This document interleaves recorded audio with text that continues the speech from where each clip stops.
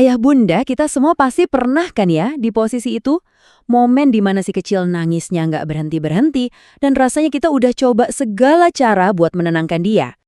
Udah coba ini itu, akhirnya keluar deh kata, "Diam!" Tapi bukannya berhenti, tangisannya malah makin kenceng. Familiar banget kan situasinya? Tenang, Anda nggak sendirian kok. Ini reaksi yang wajar banget. Nah, ternyata nyuruh anak diam itu seringnya malah nggak berhasil. Kenapa? Soalnya itu nggak menyentuh akar masalahnya. Yuk, kita coba lihat dari sudut pandang yang beda, sebuah cara yang bukan cuma bikin tenang, tapi juga bisa bangun hubungan yang lebih dalam sama anak kita. Ini sebenarnya cuma soal geser sedikit cara pikir kita.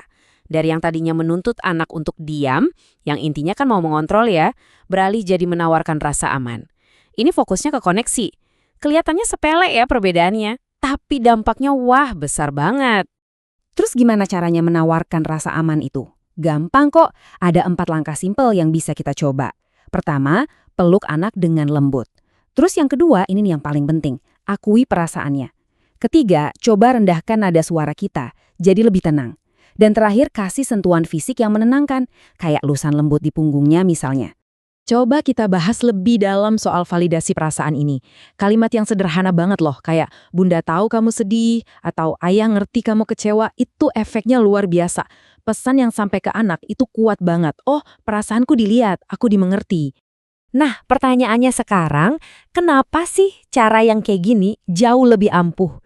Sebenarnya apa yang terjadi di dalam diri anak pas mereka ngerasa perasaannya dipahami? Ini dia intinya, anak itu nggak butuh disuruh diam. Yang mereka butuhkan pertama-tama adalah merasa aman. Seringkali tangisan mereka itu sebetulnya bukan tentang mainan yang rusak atau hal sepele lainnya. Tapi itu panggilan mereka buat kita, minta rasa aman dan koneksi. Ada istilahnya loh untuk ini, namanya keamanan emosional. Ini tuh kebutuhan dasar setiap anak. Merasa aman, didengarkan, dan dimengerti. Kalau kebutuhan ini terpenuhi, mereka dengan sendirinya akan belajar untuk menenangkan diri mereka sendiri secara alami. Jadi, ujung-ujungnya gimana? Ketika seorang anak merasa aman, sistem sarafnya yang tadinya lagi panas itu mulai adem. Dia jadi rileks dengan sendirinya. Bukan karena dipaksa, tapi karena kebutuhan emosionalnya udah terpenuhi. Ibaratnya, kita tuh bukan lagi berusaha mati-matian mademin api, tapi kita menghilangkan bahan bakarnya.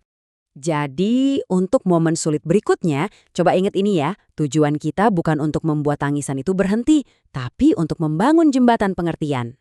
Setiap kali kita melakukan ini, kita sebenarnya lagi investasi investasi untuk kecerdasan emosional anak kita di masa depan.